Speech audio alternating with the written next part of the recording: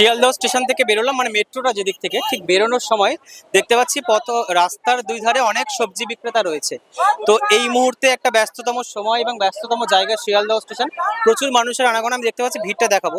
তো তাদের কি এই মুহূর্তে রেলের তরফ থেকে মানে আরপিএফ এর তরফ থেকে কোনো অসুবিধা হচ্ছে, কিংবা এই যে আপনারা এখানে বসছেন কোনো রকম অসুবিধা হচ্ছে?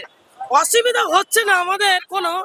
আবার মাঝে মাঝে ওই অফিস টাইমে ভিড় ভিড় হয়ে গেলে পাবলিকের একটু সমস্যা হয়, আমরা আবার দোকান ঘুরিয়ে নিই, আবার পরে বসতে পারি। এই আর কি। তো আর কোনো অসুবিধা কি নেই। এরকম মানে পার্মানেন্ট থাকতে দেবে কি মনে হচ্ছে নাকি? না, ওটা দাদা বলতে পারছি না, সরকার যা বিচার করবে আইনত সেটা। আপনার বাড়ি কোথায়? আমার বাড়ি হলো ঢাকুরি।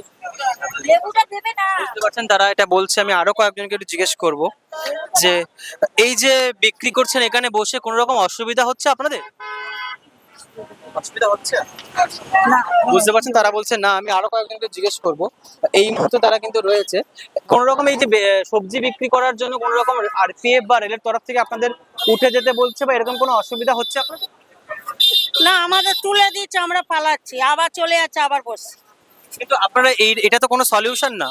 তাহলে এটা কি ভাবছেন, এটা নিয়ে সরকারের কাছে কোনো আর্জি রাখবেন? সরকার কি করছে?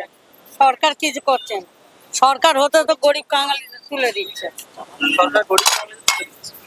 কি বলবেন আপনি, আপনার কি বলবেন?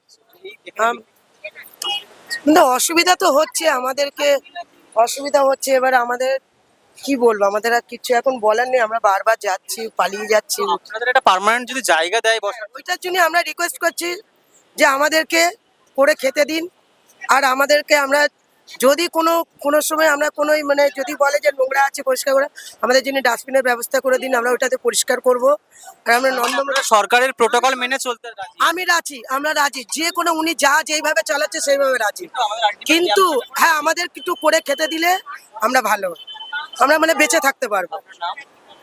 তোর নাম বলে দাদা কি হবে? অসুবিধা কিছু নেই।